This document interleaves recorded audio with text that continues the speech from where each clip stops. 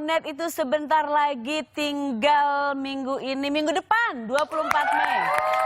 Ulang tahun Net yang kedua. Aku sudah mulai diet dari kemarin. Aku cuma makan kuaci, kulitnya aja itu lagi. Dalamnya aku buang. Karena waktu tahun lalu itu ya di acara Net, walaupun aku mungkin terlihat oke lah lumayan. Waktu itu bajunya robek, baju yang aku pakai, padahal aku sudah diet juga, cuman pas aku duduk kresak, kebuka, seret. Jadi aku sudah mulai diet, semoga bajunya muat ya, tolong didoakan bersama-sama ya, amin. Acaranya akan seru sekali, diisi oleh artis-artis kece dari luar negeri, dari dalam negeri tentunya juga ada banyak sekali. Dari luar negeri itu ada teman-temanku dari Carmen, ada juga Demi Lovato akan hadir di Net 2.0. Di malam itu juga merupakan puncak dari Indonesian Choice Awards 2015 dan untuk informasi lebih lengkapnya bisa mengunjungi website hood.netmedia.co.id. Di akhir acara akan ada kuis untuk mendapatkan tiket HOOD Net 2.0, jadi tonton terus acaranya sampai selesai dan kamu harus lihat Twitter @sarasan_net. Kemarin kita sudah kasih tiket, selalu ada tiket setiap harinya karena tiket untuk HOOD Net 2.0 itu nggak dijual. Nggak perlu duit kita, sorry. Kita, enggak, semua pembawa acaranya nyumbang untuk ini. Iya, nyumbang untuk bayar Demi Lovato segala macam. Jadi kita pembawa acara semua selama bulan ini kita nggak digaji. Kita rela. Kita ambil Demi, ambil uangku untuk satu episode ini untuk bayar. Banyak bohong banget ya pembawa acaranya. Kita bicara hari ini tentang kekuatan cinta. Siapa di antara kalian di studio ini yang sudah merasa menemukan cinta sejati? Kamu ya? Tadi ya sebelum acara ini mulai pas lagi iklan awal acara ya. Ini yang baju hitam boleh di close up sedikit dong yang baju hitam di depan ini nih. Bisa tolong? Nah yang itu tadi ya. Aku nggak tahu dia ngelihat ke siapa. Tapi dia ngelihat ke ujung sini. Terus dia begini. Aku nggak tahu ke siapa yang baju hitam ngelihat ke ujung sini. Ini ada kemungkinan si rok merah atau kemeja kotak-kotak. Aku bingung. Soalnya dia begini terus gini. Ke siapa sih? Yang kotak-kotak. Siapa di sini sudah menemukan cinta sejati? Sudah merasakan kekuatan cinta? Sudah berasa bahwa aku cinta banget sama orang ini dan tidak akan ke lain hati? ABG semua ya. Sama kayak aku juga. Tamu saya yang pertama ini saya rasa sudah menemukan kekuatan cinta, sudah menemukan cinta sejati, sudah merasakan apa arti dari kekuatan cinta. Suaminya sudah pergi meninggalkan dia sudah beberapa tahun, almarhum Chrisye. Dan kalau kita dengarkan lagu-lagunya Mas Chrisye ya, lagu-lagunya ini kan penuh kata-kata cinta. Kalau denger itu bikin kita yang lagi jatuh cinta tambah berbunga-bunga. Bayangin kalau kita jadi pasangannya. Enak kali ya, dibikinin lagu, dinyanyiin tiap hari. Ada Damayanti Nur di sini. Tante Yanti. Selamat siang. Selamat datang di sini. Sehat? Aku sehat. Alhamdulillah. Alhamdulillah. Anak-anak lagi nonton nggak ini? Anak-anak mudah-mudahan. Lagi nonton? Kerja soalnya. Lagi kerja? Oh iya. Bilang aja ke bosnya suruh itu stop kerja dulu. Kita selo dulu. Ya. Silakan duduk Tante Yanti. Terima kasih sudah hadir di sini. Kalau bicara soal cinta ya, anak-anak yang ini kan nih masih baru-baru beger mungkin ya. Anak kuliah kan ini semuanya? Beda 3 hari lah ya sama aku ya. Mungkin baru-baru pendekatan, nggak terlalu mengerti apa arti cinta sejati, belum gitu merasakan kekuatan cinta. Tapi kalau bicara tentang Tante Yanti sama almarhum Om Chrisye itu sudah pasti bisa dibilang cinta sejati dong. Iya, mudah-mudahan ya. Maksud saya nggak itu semua by process. Life is processing kan. Benar. Jadi lagi umur segini juga saya belum tahu kan apa. Ketemunya umur berapa sih Tante? Saya sebenarnya kenal dia tuh udah lama. Dari kita teenage lah ya. Oke, teenage tuh 14? No. 13? Teenage 16? zaman dulu tuh kan teenage-nya tuh 17, 18. Oh 17, oh ya Kalau sekarang yang lebih muda ya. Sekarang cepat. Lebih cepat ABG, oke. Jadi ya udah ya waktu itu karena ya zaman dulu itu kan anak yang gaul itu cuman sedikit ya, boleh dibilang nggak kayak sekarang kan. Nah, tapi kemudian memang ya itulah kalau saya sih percaya ya semua memang sudah ada ceritanya Jadi after several years ternyata saya berjodoh justru sama dia gitu. Tetapi memang kita udah cukup dewasa saat itu. Jadi masing-masing sudah ada need to have somebody Pasangan. beside. Yes. Oh. Kalau Krisya sebutnya itu pendamping. Pendamping. When he was propose me bukan untuk mau nggak lo jadi bini gue. Gimana Enggak. sih oh tunggu sebelum kita ke proposal aku pengen tahu awal lihat-lihatan awal gitu-gitu No, ada gitu-gitu karena aja? kita kan sama-sama gaul, jadi Iya. saya ada Sama-sama anak gaul. Saya punya boyfriend sendiri, dia punya girlfriend sendiri. Oh, and sudah so ada, plenty oke. at that time gitu kan. And then dia kan pergi ke Amerika Iya. ya untuk kurang lebih 3 tahun.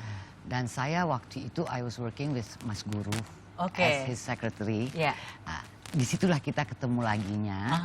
Nah, karena kita udah kenal lama, jadi lebih apa ya lebih kliknya tuh lebih cepat lagi cerita zaman dulu. Lalu mulailah karena dan kita sama-sama udah lebih tua. Iya. Jadi kan problems udah ada kan, life problems sudah kita lihat. Oke. Nah dari situlah sebenarnya. Lalu sebenarnya ya soulmate. Soulmate. Tetapi alhamdulillah dijodohkan sama Allah. Ada kan soulmate yang nggak perlu jadi suami istri gitu kan ada. Iya benar. Nah pengertian soulmate itu kan orang berbeda-beda ya. Soulmate memang benar nggak harus jadi suami istri. Pokoknya berasa jiwanya Harusnya, klik, apa namanya nyambung aja kalau ngobrol. Udah pisah waktu lama pas ketemu bisa langsung nyambung ngobrolnya. Nah kalau bicara soal pendamping ya pada saat itu romantis nggak sih? Kalau Om Krisya itu sama sekali tidak romantis dari luar. Oh, ya. jadi Tapi he has his own way to be romantic. kayak gimana sih? Well, itu agak susah ya kalau dijabarin, tapi itu rasakan ya. Benar. Tapi ada sometimes yang saya unexpected, tiba-tiba he did something yang nggak pernah. Itulah memang dia lebih banyak bicara sama body language-nya kan. Krisya itu memang sangat pendiam. Iya. Jadi juga mengekspreskan feelingnya itu juga susah. Iya. Ya kan? Jadi Lewat musik lebih gampang ya? Iya, dia lebih banyak gitu bercerita lewat musik, Iya. dia bisa lebih total lewat suaranya. Iya.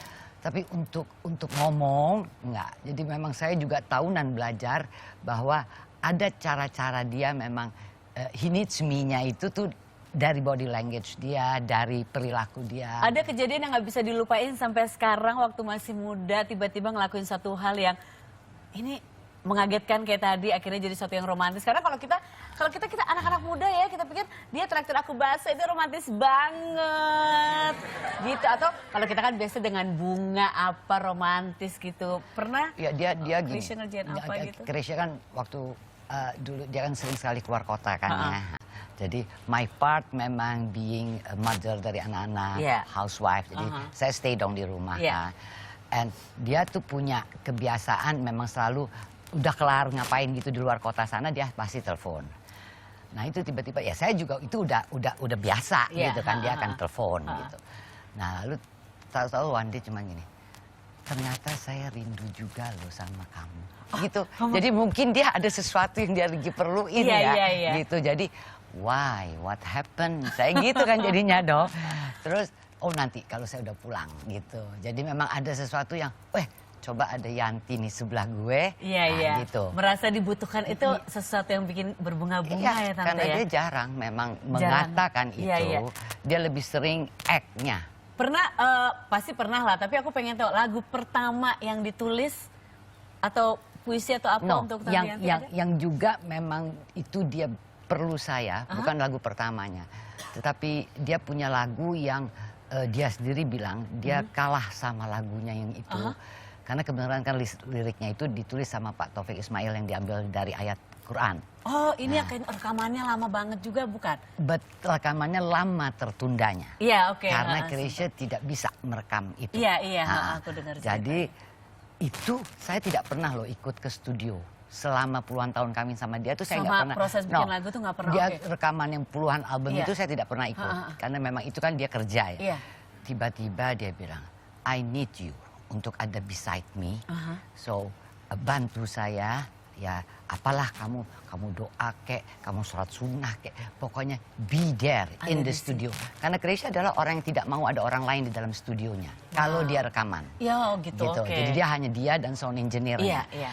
Nah tetapi itu dia minta sekali karena dia merasa tidak mampu. Jadi saya perlu kamu.